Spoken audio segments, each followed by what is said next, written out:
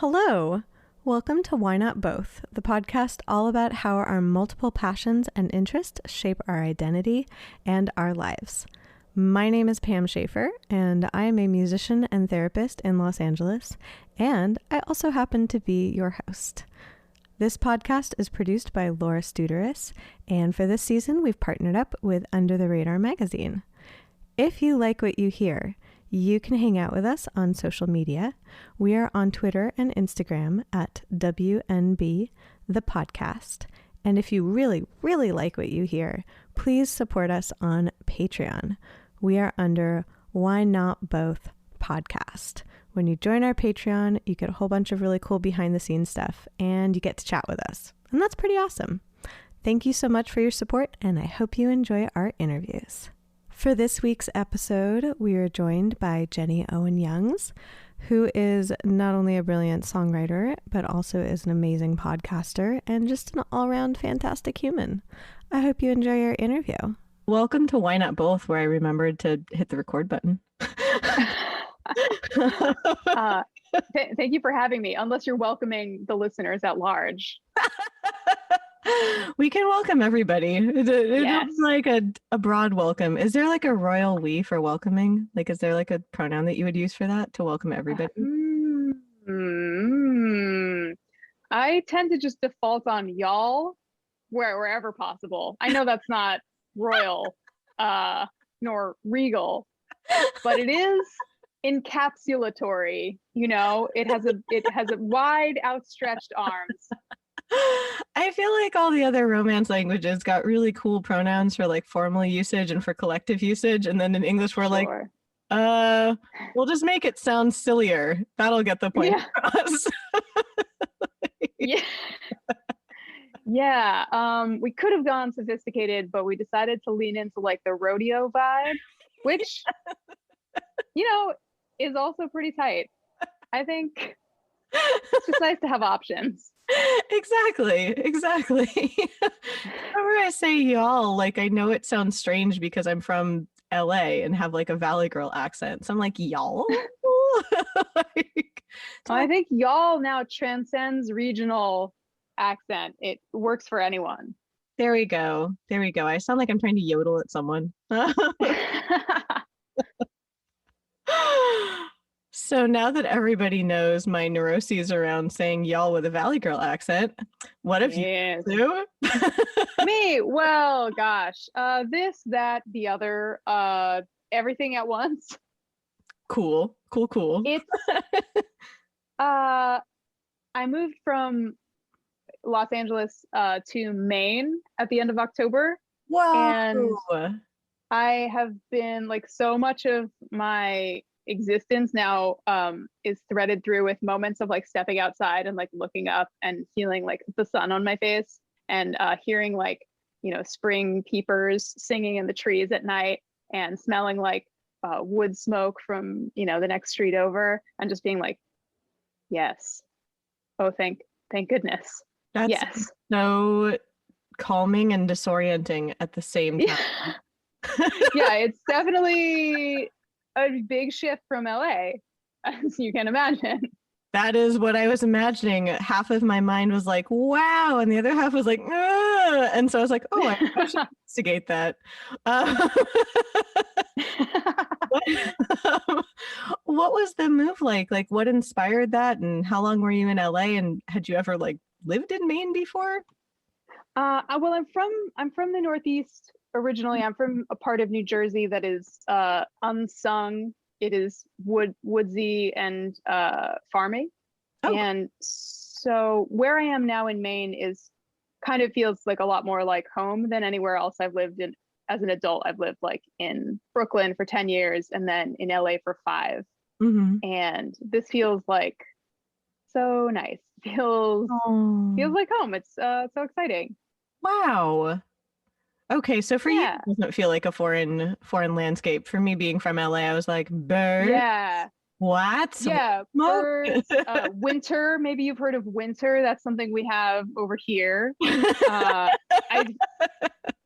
forgot about shoveling. I did more shoveling in the last like 5 months than I've done in the last 6 years. So that was pretty wild. That checks out. I love that. I was just like, is it on fire? That's the season I'm familiar with. The season things are on fire. I mean, that was one of the very last straws for me. Like at the end of my time in LA, I was like very, very close to a fire that went on for, 2 or 3 weeks. Oh. And, we were just trapped inside, windows closed, air purifiers running 24/7, still basically just smelling like barbecue, drifts of ash collecting on the car, just really apocalyptic nonsense. Yeah. I can understand why that would have been it's time for me to leave LA point. Yeah, the day that we couldn't see the sun was like a little weird. Like, I was like, I love my hometown. I was born here. It's my favorite weird place in the whole world. But also, I appreciate being able to see the basic celestial body that gives us life on the planet. Yeah, totally. Like, I don't know, a little strange. You deserve it. You've earned the sun. How has it been going living in Maine, doing all of the things that one does? Because I wanted you on the podcast because you do a bunch of the stuff, and that's literally the thesis of the podcast is talk to people who do a bunch of the stuff. Yes. And so how does the stuff translate over there, and do you feel differently doing a bunch of the stuff there? Well, I think what made it possible in my mind to leave Los Angeles was that, for 9 months or so, all of my work, co-writing, podcasting, and then making my own music, like all of that had transferred to Zoom, you know? So, and like so many people were like leaving Los Angeles. I would like have a meeting with my publishers, and like one of them would be in LA, but one was in Massachusetts, and one was in South America, and one was in New York. And I was just like, okay, nobody's gonna notice right this second. This is, if ever I was gonna sneak out before my intended departure, some years down the line, now would be the time. And I think it's just like a really exciting time for people who, I think for people who work in music, for people who work in the arts, for anybody who works in an industry where you feel like you're tethered to a particular city. Mm-hmm. I think if we can say something positive has come out of the last like 14 months, something positive, I think, is that like those assumptions about where you absolutely need to be 100% of the time in order to make things happen are proving themselves to be untrue, or we're adapting to a new mode of being. So like for me to be able to go like run around in the woods or take my dog on a big beach walk at a park that's like a few minutes from my house every morning before I like get on Zoom and write songs with people who might be across the country or, just in a different city in this time zone. That like sort of like quality of life, good for my brain kind of vibe has enhanced greatly the experience of making songs, especially in a time now where it's like Zooming from Los Angeles and Zooming from Maine are more or less the same thing, That's, that is a beautiful thing to hear, because especially at the beginning when I was talking to people about collaborating across Zoom and things like that, like if you're used to long distance collaborating, it was one thing, but there are a lot of people that weren't used to that at all. And so there was an awkward, like growing phase where people were like, well, how do you connect over that? And so that's so good to hear that you're like, oh, I've actually adapted to doing this, and also being able to do all of these other things that are actually fueling me as a person, then help me when I hop into those sessions to actually like ostensibly be a more connected artist. Yeah, absolutely. And I think I had a bit of a leg up because I had moved, 5 years prior from New York to LA. And I had I had a big music community in New York, and I was, on FaceTime or whatever, collaborating with those friends periodically. So, and I'd been like doing some remote podcasting. So I was like a little more adapted prior to the beginning of this whole mess when, Yeah. everybody started getting on Zoom to try to figure out how to write a song. I think it's like, I think when everyone is vaccinated and the world is feeling more maneuverable again, I'm hoping that that sessions will, like co-writing sessions will be more diverse. It won't be such an unthinkable thing to finish a song you started with somebody while you were on a London writing trip once you get home. People are just more acclimated to being able to do that. And it's you can save on travel, you can accomplish more, you can you can skip the commute. I was living in LA, driving across town to write a song, spending 7 or 8 hours in the studio, driving back across town. Now something about Zoom is just so much more efficient, where a song will happen in 2 or 3 hours a lot of the time. And there's no commute. Yeah. And I can go make a cup of coffee in my own kitchen if I want to, which is a nice option to have. I don't want to just be writing songs for my house, but knowing that I can is so nice. I was going to say it frees up a whole other option, because I think before people were scared, and I know I've felt this way too, where it's is something lost in translation when it's digital? And it's if you already have that rapport with a person, you can still create that rapport online, and then you have the option of doing in person or online. Because sometimes that when you first meet someone on Zoom, occasionally you're just kind of because you're missing some of the social cues. Yeah, exactly. But once you have that down, it's it adds this other option that I think before people were but will that be impersonal? Will that be this? Will that be? And it's as long as you have that seed of connection, I think it works. Yeah, I think people are just, figuring out how to access that point, find that access point to other people via Zoom instead.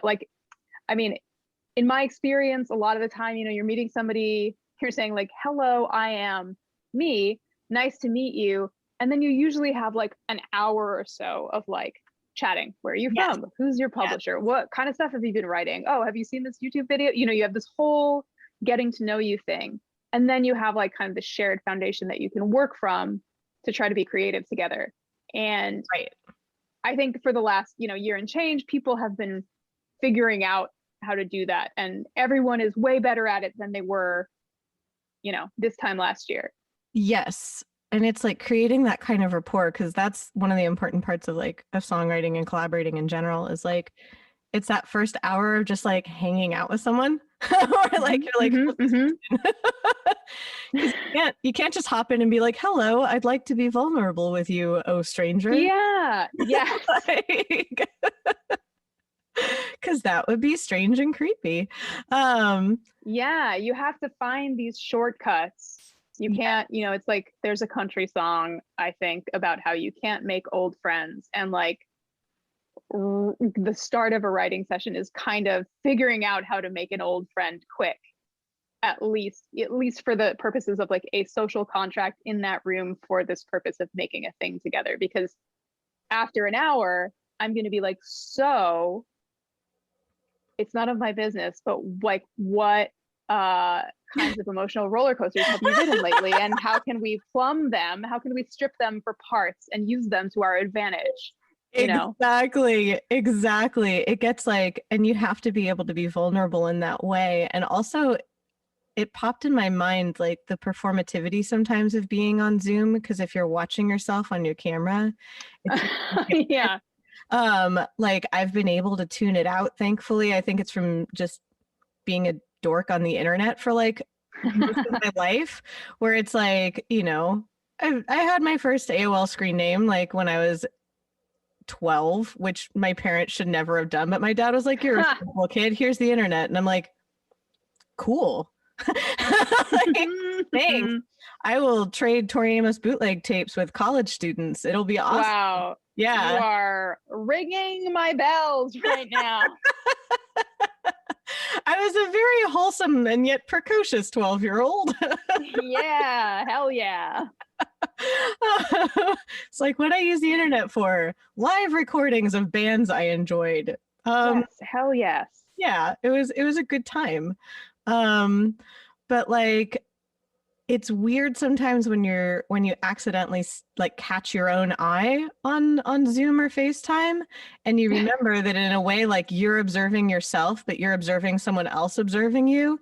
Like I've had Oh moments yeah. where it's like, ugh. And I have to like remind myself I'm not giving like a FaceTime performance, like I'm connecting with a person. Right, right.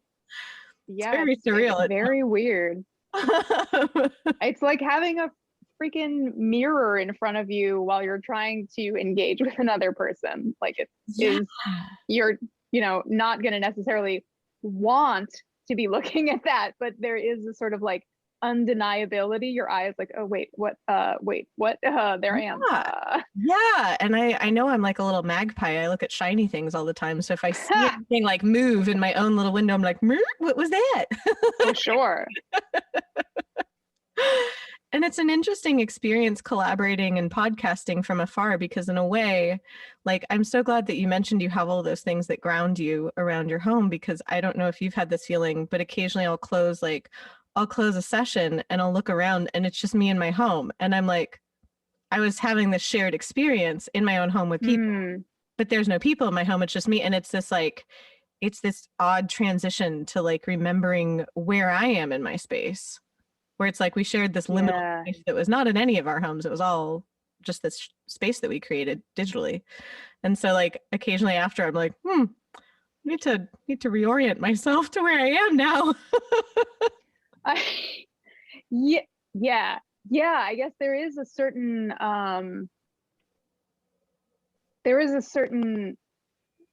jarringness of like going from that social space to a solo space without the sort of like normal transitional period where you're like, okay, cool, well this was great, and I'm gonna oh you're walking in the same direction to Yeah. your car also. Well, I Yeah. guess we'll walk together even though we already said goodbye, but this is like Yep. a weird thing that people do.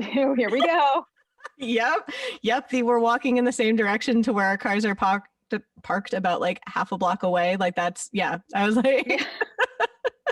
you're like, cool, cool, cool. So that's the car you drive. Okay. That's the car I drive. All right. Like goodbye again. Second goodbyes. Yep. Yep. Yeah. And there's none of that. And so it's been very interesting, but I like that you pointed out that it's possible and that we are creating art during it. And so it's like, why would we not do more of that? Like we have adapted. Yeah. Interesting. I'm like making tiny plotting hands. I'm like, oh yes, creating. Yes, I just spread all the fingers of both of my hands like as far apart as they will go and gently rested them on my desktop, which is what I do when I'm not steepling my fingers and shuffling them together. I'm really Like glad my other we plotting had, gesticulation. yes! We had complimentary evil villain hands there. Hell yeah. That's a delight. I was like, yes, we're already creating something. Not sure what it is. Definitely slightly evil. Yes. Please. Yes. How has it been podcasting during this time? That's been mainly what I'm doing, and I was curious what it was like for you doing that. It's been good. I mean, so my co-hosts and I of the two shows that I make, Buffering the Vampire Slayer and Veronica Mars Investigations, none of us live in the same city. So Oh, wow. we were primarily recording remotely prior to this. The one thing I would say that has been a big bummer is that with Buffering we do a fair amount of live events. And we throw an annual prom, which was our 2020 prom was the first event that we had to cancel due to COVID. And then we had another live taping after that that was meant to happen in July or so that was also canceled. And not getting to do those things has been sad, and it's like we've done some live episode tapings on streaming platforms, which has been super fun. but our prom is like something that I feel like I live off all year. Like it's so wholesome. It's like a lot of people we're a very queer podcast, and a lot of our listenership is queer, and that is like a huge part, I think, of the whole prom vibe. Like a lot of our listeners, you know, would maybe have would look back on themselves when they originally went to prom and say that's someone else, you know, in one way or another. And you know, I never went to a prom. That like was not a part of my high school experience. So like because it was like uninteresting to me, but like we made a prom that I am really interested in, you know? So like it's just like it's a very, very like sweet and pure and magical, and that is something that has really made me sad to not be able to create for other people and also experience myself for the last like two springs, this spring and last spring. Huge bummer, but other than that, you know, like we have a very active, engaged listenership. We're so lucky, and they've just been like, they've continued to shine and be wonderful and send us incredibly long emails explaining the precise physics calculations that I would need to carry out in order to know how hard it would be for Buffy to throw a shard of glass across the room and actively sever someone's human arm off of their body. What's the velocity? What's the thickness of the glass? What's the wind factor? You know, so there's you know, even in a time where we're not able to connect, you know, in the physical realm, we're still like really blessed with a wonderful listenership that spent, you know, we're just delighted by nonstop, and so that is nice.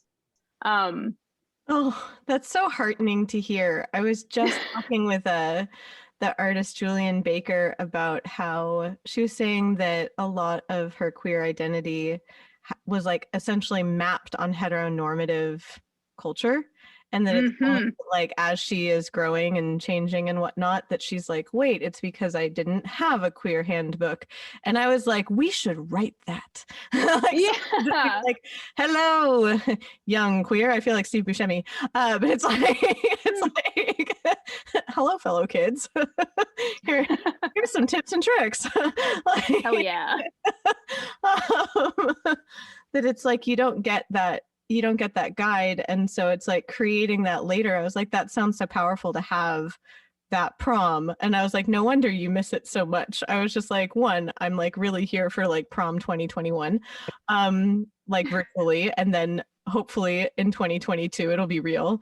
I'm like, that's cool that you provide that it's like, I'm sure that your listener base appreciates that, because they're probably looking around in our culture going, hey, where's like the me stuff? How do I me? Yeah, well, that's like, I mean, that's podcasts, you know, like that's podcasting, right? Like every niche you could ever imagine, there's someone waiting for you to join them, you know, like the sort of the community that has kind of sprung up around us, you know, magically and unbidden, has been such a incredible, like beautiful thing to be a part of. Like really a space and group like nothing I've ever experienced, you know? And they like love each other. We just like are the incidental hub that like allowed them all to find each other. Like we have this Facebook group where they all hang and talk, and they self-start all of these subgroups, including like they have like a subgroup that's just for like, if you're having a bad day, you can go and just kind of like vent. And then these fuckers, these little sweeties will on the side be like, okay, who lives closest to Abby? Okay, everybody Venmo that person $5. That person's gonna go like assemble a care package, leave it on Abby's door because she had a really shitty day, ring her doorbell and just like peace out. Like that's the kind of stuff that they're doing for each other. It's like, it's so much, you know? Oh, I love that. And I love what you said, that you're like, we're just kind of we're the little accidental hub. You're like, it's not like you were like, go forth, my minions, make a care package.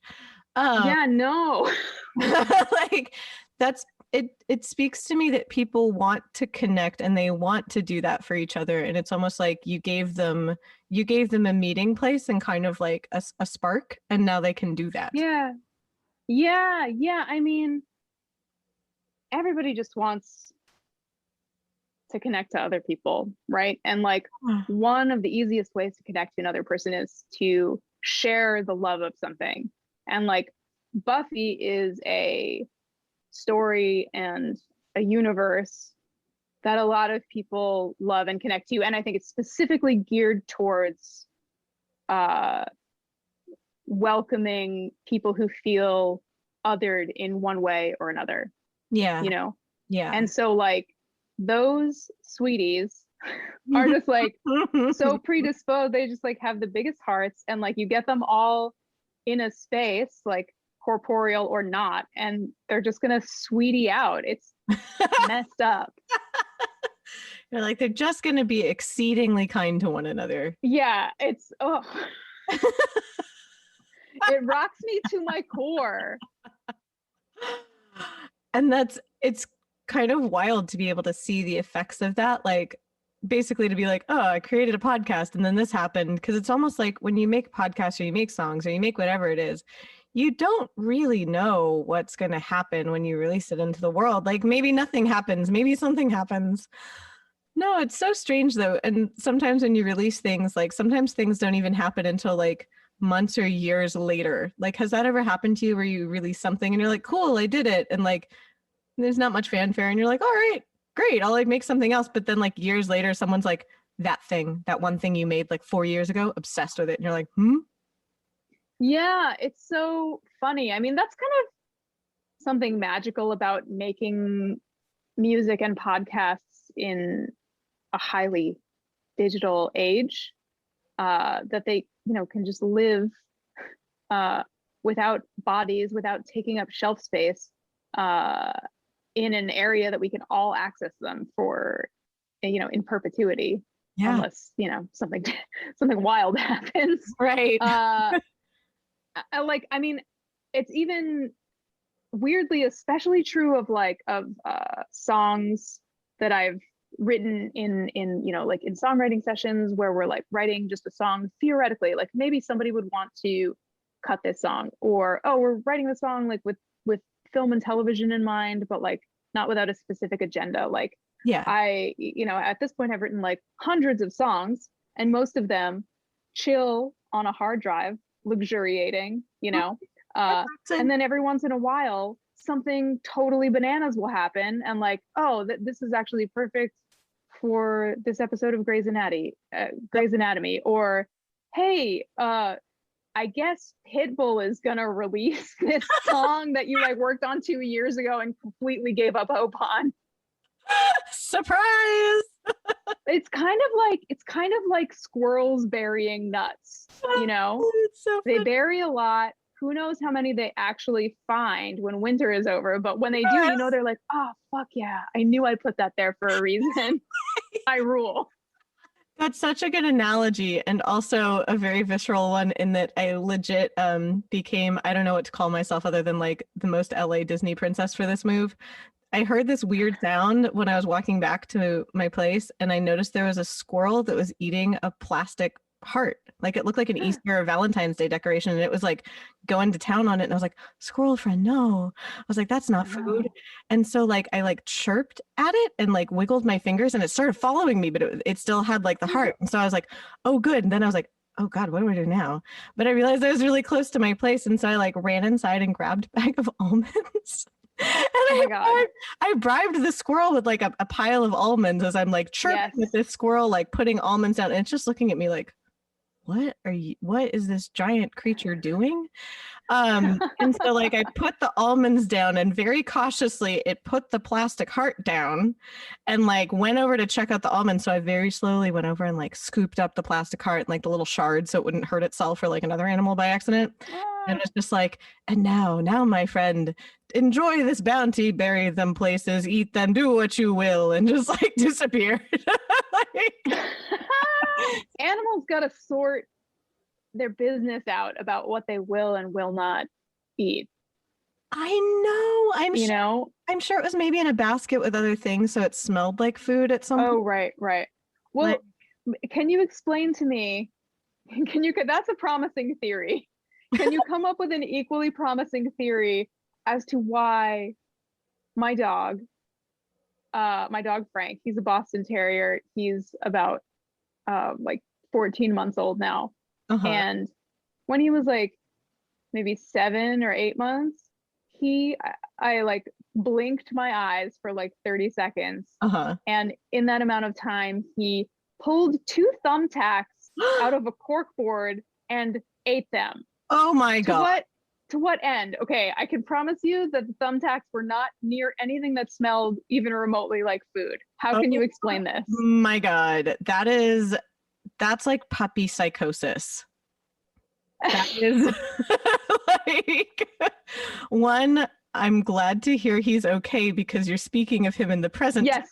So that reassures me. He's fine. Everyone get pet insurance. Because when you have to have thumbtacks surgically removed from your dog's stomach, it is incredibly expensive. Oh no. But he's always been interested in testing the bounds of his mortality. It's one of his main quests in life. How far can we push this?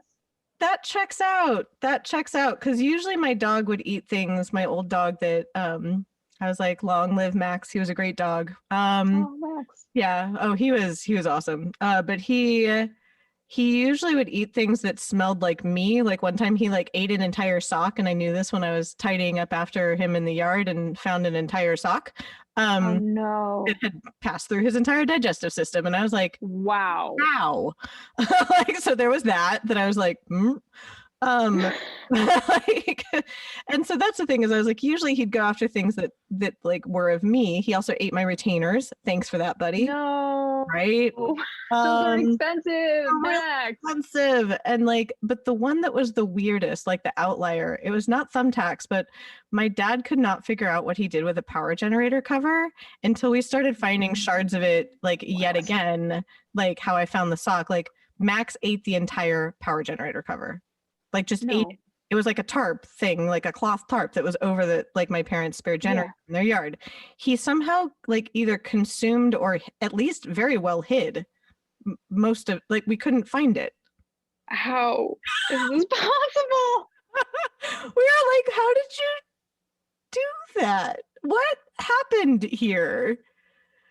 It's just like, what's in it for you? Yeah, was it Max? Was it a game? Was it a challenge? Did you start and then knew you just like really needed to cross that finish line? Like what? Yep. So in conclusion, write lots of songs. Dogs are weird. Yes, dogs are so weird. I was like, that's really funny because like I was like, oh, Max was part Pitbull, which reminds me, Pitbull published your song. Yes. Oh, someone once was like, what's it like having ADHD? And I'm like, this. It's just like this all the time.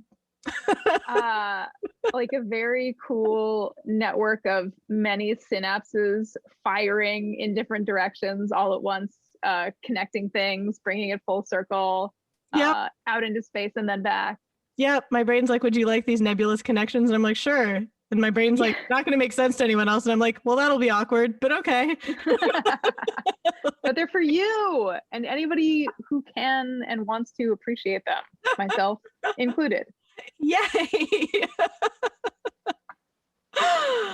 Cause yeah, I also liked how you put it that your songs were luxuriating on a hard drive. I'd never thought of it that way because I think people occasionally, and I know I'm guilty of this, think of songs that like either you haven't released or that like other people haven't released that you're just like, well, they're just sitting there. Like they're not doing anything, but it's like there's potential energy in them and they're just chilling until it's their time. Yeah, I try to think of them as biding their time, patiently waiting, watching, poised, ready to pounce, you know?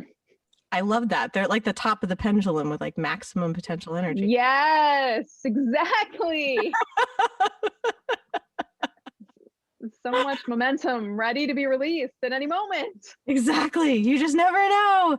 That's Yeah. that's wild though to think of like how many songs. Like, do you ever have a song come out or like rediscover a song that you made that you're like, I made that. What? Yes.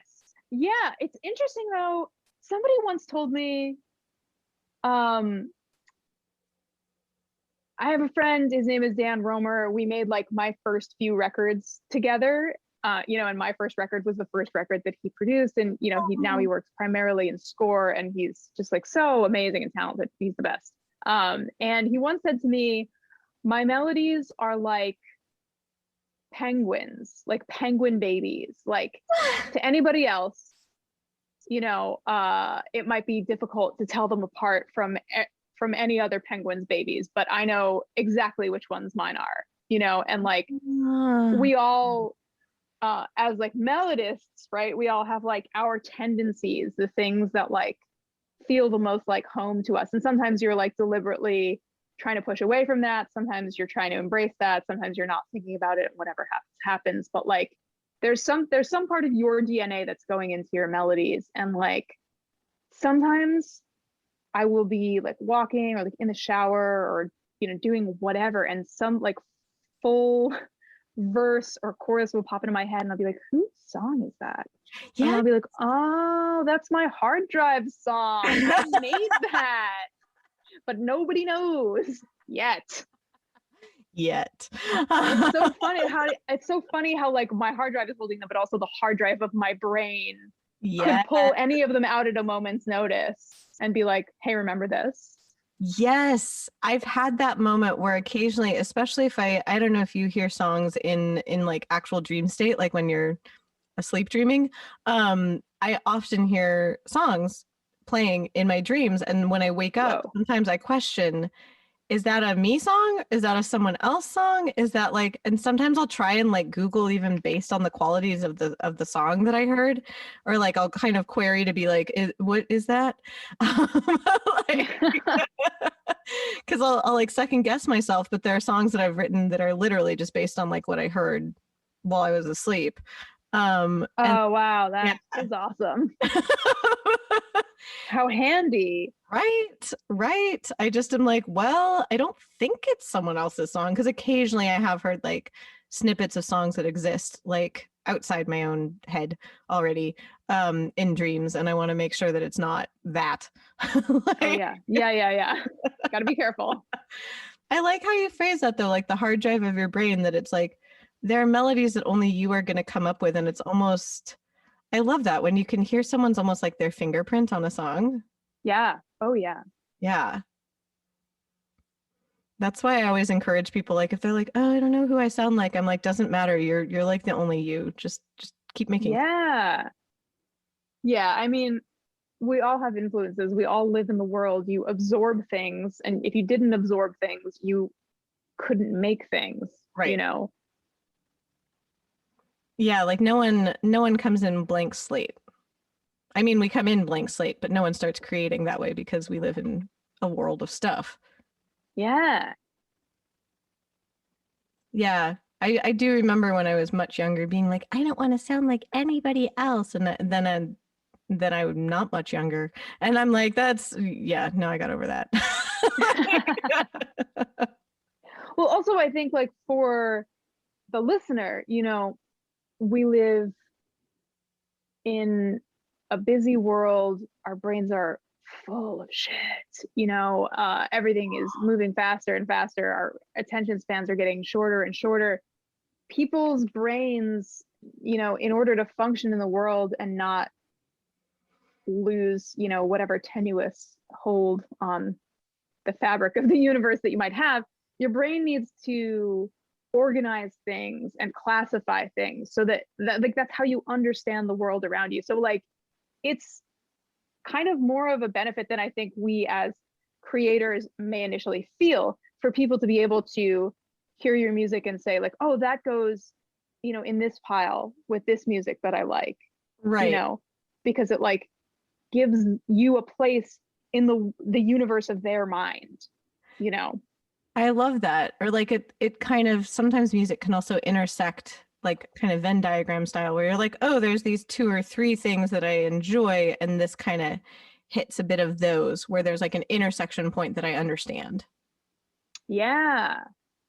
I love intersection points. I love crossroads.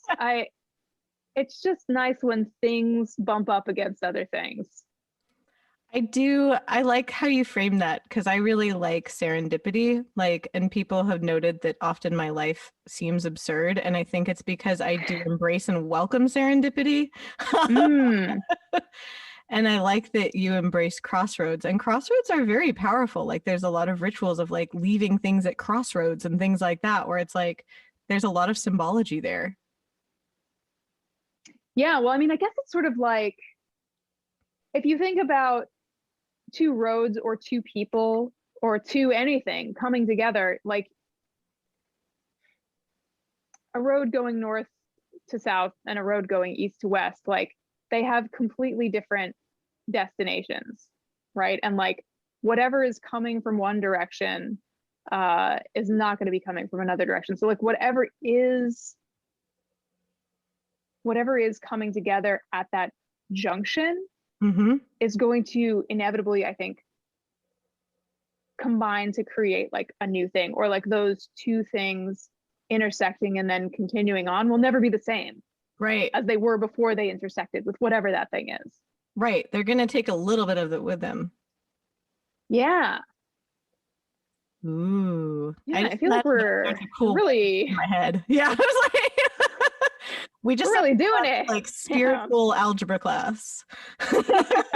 Like, yeah. And I imagine for some reason when you were talking about crossroads, I imagine some of like the way that roads intersect kind of out like by like Joshua Tree and in the desert there, where there'll almost be these like desolate looking roads. And then you come to an intersection and there's something that feels refreshing about it when you've been driving for a while, kind of like heading into like the desert valleys there. When you come across an intersection, it almost feels refreshing. Yeah. And it when you're on a road for a really long time, you've got that like Mario vibe, like, oh, the background is repeating every, yes. 2 miles or whatever. I feel like I've seen this windmill before. And when you come across a road that intersects the road you're on, that assigns you like a place in particularity, right? It like, yes. Well, and it's a map on the mark. I was going to say, it's like, a mark on the map. Yes. My brain automatically flipped those. That was really funny. Thank you. I appreciate that. I was like, we got you. I got you. Yeah, like, especially because you've been talking so much about collaborating with others, that it sounds like the art that you're doing, particularly like you mentioned songwriting with others and then podcasting with others, like there's all these intersections in what you're talking about, which yes, you're doing things on your road where you're like, okay, like I'm going on my walks, I'm enjoying time with my dog when, oh my God, thumbtacks. Not that. Everything else. Delete the thumbtacks, but delete yes. the thumbtacks, more beach. Yeah. It's like you're kind of on your road, but it sounds like you really like to intersect with people to be like, hey, what can we create that's new here? And I'm like, that's really cool. Yeah, I think like it's strange. When I first I had been touring and making my own records for many years, and then I started to explore the world of co-writing, and I kind of like put my artist project on the shelf for a little while. I was like, okay, I'm gonna like really devote myself to this practice and see how it feels and what's possible and whatever. And like that was cool for a while. But after a bit, I started to feel like, you know, after spending enough time not focused on writing songs for myself, I started to have like this build up where it was like, oh man, I have like all these ideas and these images that are like as yet unrealized that I know are going to be in songs of mine. Mm-hmm. And at that point, I had been, you know, in LA probably for like 2 or 3 years, and like was like, okay, I'm going to start strategically combing through my phone book of collaborators Mm-hmm. and picking people who I think like could intersect well with like a particular idea that I'm interested in, and see about writing for myself. And once I like got into that mode, like the process, I never really thought that I would be like really into writing my own songs with other people. Hmm. But like finding the right people, uh and the people who feel like the possibility of like this person and this image that I have in my mind is like very exciting to me. Like, let's light a match and see what happens. Mm-hmm. And that has become like so rich and rewarding. And like maybe once in a while I'll hermit out and just like hunker down and make some things alone. Mm-hmm. But like the process of working with two heads are better than one, I guess, in terms of my own music has really started to like shine in my brain, and it's like so fun. It's fun, you know, like it's easy to get caught up when you're alone, or when I'm alone, I should say, writing.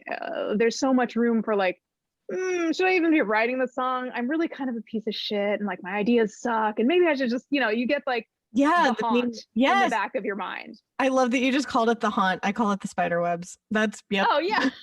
Nice.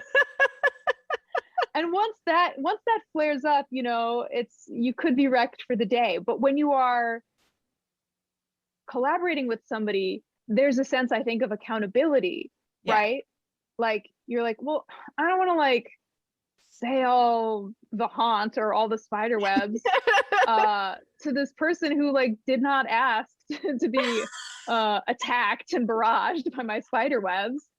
So I guess I'll just like cool it and see what they think about this thing. And the incredible thing about collaborating with people is like literally anything could happen, and you cannot predict it. And like Right. some of the greatest discoveries in writing sessions for me have been, and I think you could talk to a lot of songwriters and this would be fairly universal, I think, like there, you'll be like, you know, really drilling down on a verse and somebody will say, oh, what about like blah blah blah blah blah blah blah, and then I'm like, oh my god, did you just say blah blah blah blah blah blah blah? And they're like, no, I did not, but that is even better, so let's do that. You know, like the misheard, and like the misheard lyric is such a gift. And also the fact that at any moment you could say like, oh, what about this idea? And like maybe it's a cool idea, maybe it's not, but your idea, you being accountable to the room, and casting aside your fear about like, oh, is this idea stupid, and just saying the thing out loud, Mm-hmm. can either be like the lyric that everyone has been waiting for, or can be the lyric that makes somebody else in the room say, oh my god, not that, but you just made me think of this. And then you find the thing that like blows the whole song wide open. You know, it just like, it's so exciting. The possibilities are endless. I love that. That's inspiring me to exit my hermitude at some point. I mean, it can be fun out there. It's vulnerable, and it's scary, and it can be awkward, and you never kind of know exactly what the combination of personalities in a given writing room are going to be like. But if you can find a way to make peace with the fact that there might be moments of discomfort, you will inevitably be rewarded with exciting ideas that could never have existed outside of like that exact combination of people in that exact moment. As a professional awkward person, I think I could probably hang with that. Like, I was like, oh yes, discomfort, my friend. Yes, exactly. So you're ready. You're primed. It's like, I've done enough yoga classes for this. Yeah.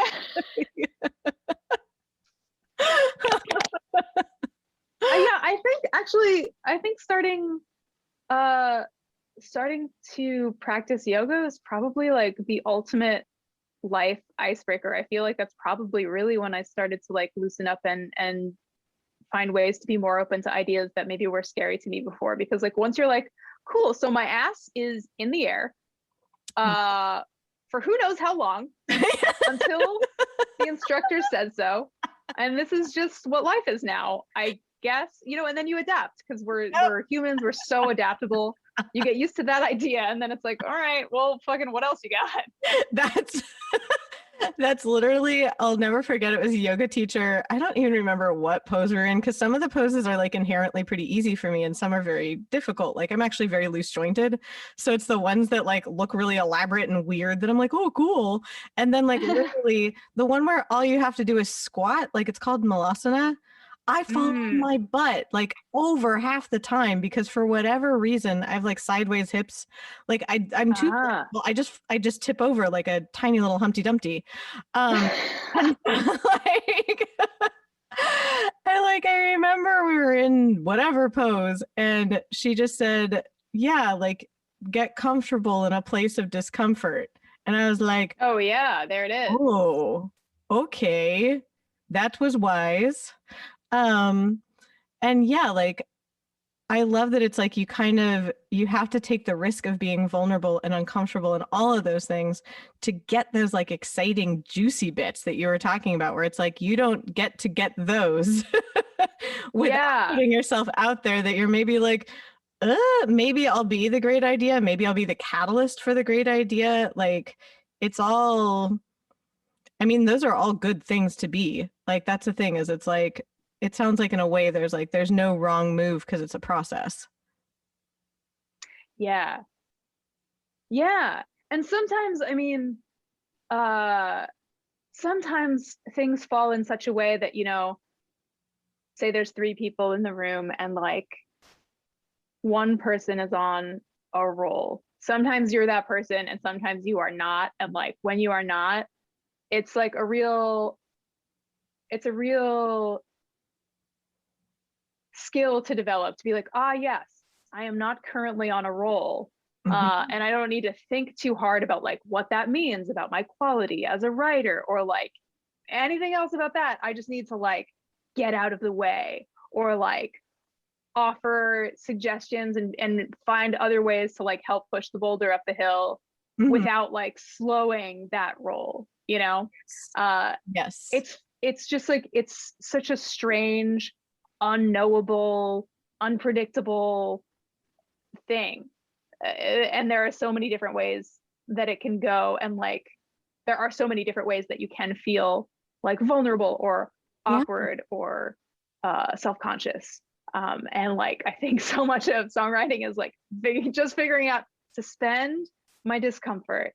Yes. Find ways to not focus on that and focus on anything else. Yeah, because you never know what's going to come out and you never know what you can use later. And I love that you said you sometimes have to know, like, in a way, how to get out of the way of the idea. And that's like a humbling thing, whether you're working on a song on your own or whether you're working with other people, where sometimes you have to know like when to just not push it. And that doesn't mean you're a good or bad artist. It's like you just have to be like, okay, this is the pacing of this. This is where I'm at right now. It's not a reflection of where I'm at forever. Yeah. And I mean, so much of it too is like just the more you do it, the more you see. Like sometimes I'm on a roll and sometimes I'm not. And you know, sometimes fill in the blank. Any number of things can like change the atmosphere or temperature of a room. But like the more you do it, the more you see like, oh yeah, this is just like part of the natural order of things. Nobody only has good ideas, you know. Well, if they do, I'd like for you to have that person on the pod. I'd be so curious. Yeah, I mean, I don't want to say that they don't exist. I've never talked to them yet. Yeah. I'm like, at this point, I started this podcast kind of on a whim before the personal pan pizza. And so it's like, I Oh, I love that. I was like, the Panda Express we've been trapped in. And Yes. so I interviewed people who did a few different things. And at first was really more like, how do I talk to people who are in different spheres? Because that's what I do. And I was curious about that. But now I've just been talking to really everyone about everything, which is like so exciting to me, frankly. And across the board, I have not yet talked to a person who's like, everything I do works out great. It's more like everything I do does have a beginning, middle, and ending.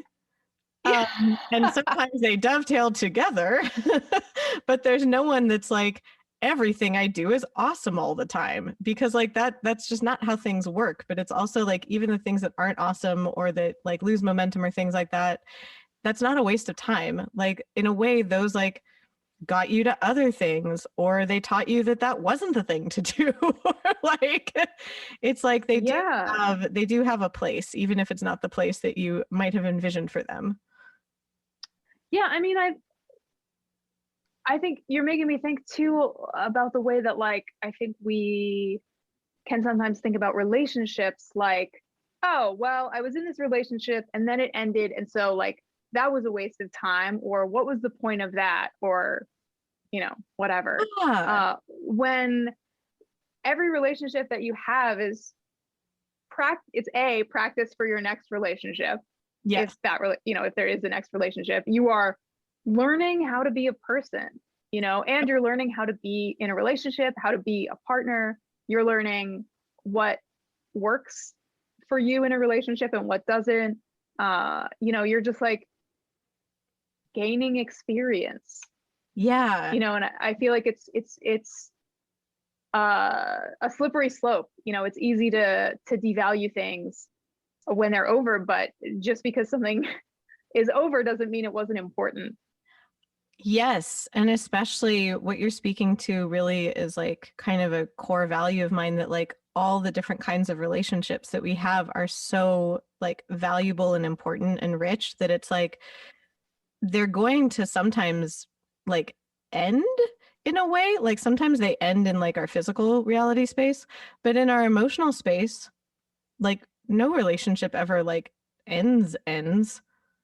Like take part of that emotional experience with us, like you said, because like we grow into our other relationships, we learn about like what makes us feel good or doesn't in other relationships that we have. And it's like none of that is wasted. Like it all gets kind of like accumulates and transmutes into other things. But I don't think that like relationship energy is ever wasted. Yeah. And so it's like, I don't know, I found it very comforting when I was a kid that like I was that was about to be weird. I was like, yeah, the heat death of the universe was really comforting to me as a child. Good job, Pam. But I was talking to my dad about like, I was really little, and for whatever reason, like death came up, and he explained it to me that like things are energy and things are matter. Like it was kind of like that's like what we've got to work with. And he was like, and sometimes they show up as people, but sometimes they show up energy, and that's like our thoughts and our memories and stuff. And I was like, oh, so everything is either like stuff that we see, or it's like thinky stuff that we think. And he was like, yeah, kind of like that. I was like trying to understand. I was maybe 4 or 5. I was pretty little, so I was trying heady stuff. Yeah. I asked my poor dad, I asked him so many questions when I was a kid that he was like, how do I explain this? Child.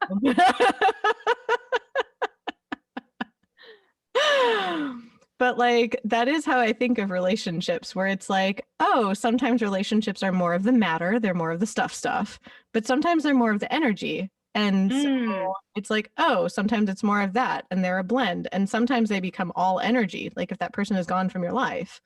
So it's like, oh, well, what do I want to do with that? Do I want to hold on to that energy? Do I want to like direct it towards something else? Like, what do I want to do? Um, but yeah, I don't think it's ever wasted to like interact with people and have relationships. Yeah, and I mean, thinking back to kind of what we were talking about earlier with like two roads intersecting, when a relationship is over, you are not the same person that you were when you entered it. You know, any way that you slice it, like Yep. you have been transformed Yes. by virtue of that person like being in your life in that way. Yes. I just imagined almost like if a red and a blue line were crossing, when they cross at that intersection, it might be like vibrant purple, like right where they intersect. But then Yeah. when they carry on, they'd be a slightly different shade because then like the red line would have a little blue in it. So maybe it's got kind of that like magenta vibe, and then the blue one's maybe like a bit more periwinkle now. And it's like I imagine them kind of like, like once they leave that intersection, they're not the same line anymore. I mean, they're going the same directions that they were prior, but like they're not the same color. Yeah. Yeah. Hmm. Hmm. I Well, like, I guess we solved human nature. yeah, So exactly. I was just like, that must be the end of the podcast because now we addressed relationships and creation and the heat death of the universe. So I think that we ended on a note of, oh, ta-da. we did it. Oh my gosh. Thank you for being so generous with your time and letting me confuse you only slightly. It is it has been, it has been my delight to be mostly not confused. And then when I have been slightly confused here and there to be brought up to speed in no time at all. Excellent, excellent. The devious plan clearly working. Now our lines continue forward, slightly different colors than they were just an hour ago. Yes. Yes. That's what I'm talking about. Thank you again for listening to this episode of Why Not Both. If you liked what you heard, please make sure to like us and subscribe to us on your preferred podcast platform. You can also come hang out with us on social media. We are at WNB the podcast, both on Instagram and on Twitter. This season, we are brought to you by Under the Radar magazine. Under the Radar is a nationally distributed print, music, and entertainment magazine and website. You can find them at www.undertheradarmag.com and feel free to support them on Patreon. Extra special thanks to our producer, Laura Studeris, who is literally a rock star. Thanks again, and I look forward to seeing you next episode.